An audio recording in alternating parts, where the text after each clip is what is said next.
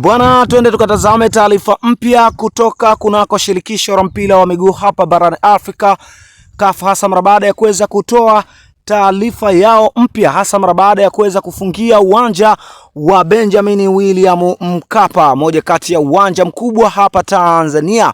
Hapana shaka tunafahamu ya kwamba klabu ya soka ya wekundu wa Msimbazi Simba ni moja kati ya klabu ambayo inashiriki katika michuano ya CAF Confederation, moja kati ya michuano inayoendelea hapa barani Afrika, huku klabu hiyo ya wekundu wa Msimbazi Simba wanotumia uwanja wa Benjamin William Mkapa kama uwanja wao wa nyumbani. Bila shaka tumeweza kuona yale yote ambayo yalikuwa yakiendelea. Kubwa zaidi ni kuhusiana na klabu ya soka ya wekundu wa Msimbazi Simba, hasa mara baada ya kuweza kutafuta uwanja mpya baada ya uwanja wa Benjamin William Mkapa kufungiwa, na hii ni moja kati ya taarifa kubwa inaendelea kupamba kasi.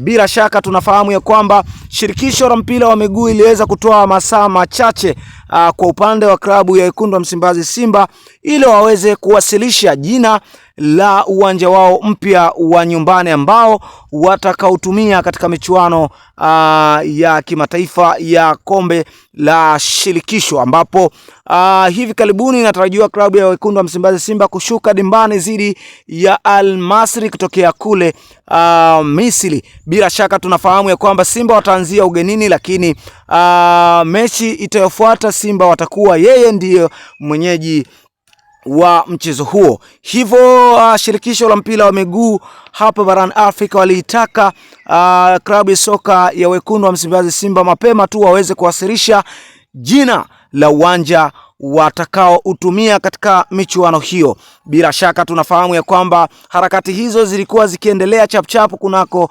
klabu ya wekundu wa Msimbazi Simba, na Simba Sports Club waliweza kuwasilisha majina kadha wa kadha ambayo wanahitaji kutumia viwanja vyao. Kabla ya kuwasilisha jina mojawapo kunako shirikisho la mpira wa miguu waliweza kuwasilisha mezani majina ya viwanja vitatu. Jina la kwanza New Amani Complex ulioko kule Zanzibar, lakini pia uwanja mwingine ni moja kati ya uwanja kutokea kule Rwanda, huku akidai sababu kubwa ya kuchagua uwanja huo ni kulingana kuwa na mashabiki wengi wa wekundu wa Msimbazi Simba huko Rwanda. Na hapa moja kwa moja twende tukatazame uwanja wa tatu. Uwanja wa tatu Simba Sports Club walidiskasi uwanja wa Azam Complex, licha ya uwanja huo kuto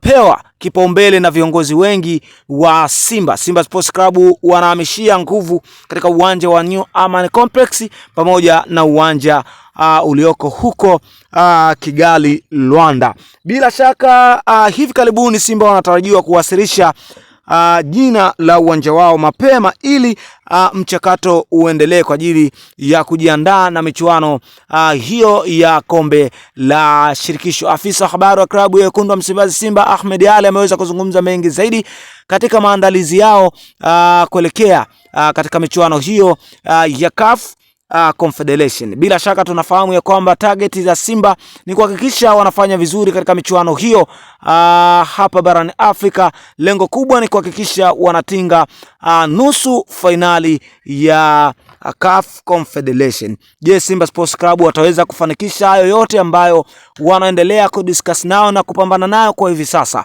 Je, wewe una maoni gani kuhusiana na hili ambalo linaendelea hapa? Lakini pia unaweza ukatuambia uwanja gani unatamani Simba Sports Club waweze kuchezea mchezo wao dhidi ya Al Masry. Unaweza ukashare nasi kupitia sehemu yako ya comment, basi nasi tutapata kuiona hapa comment yako.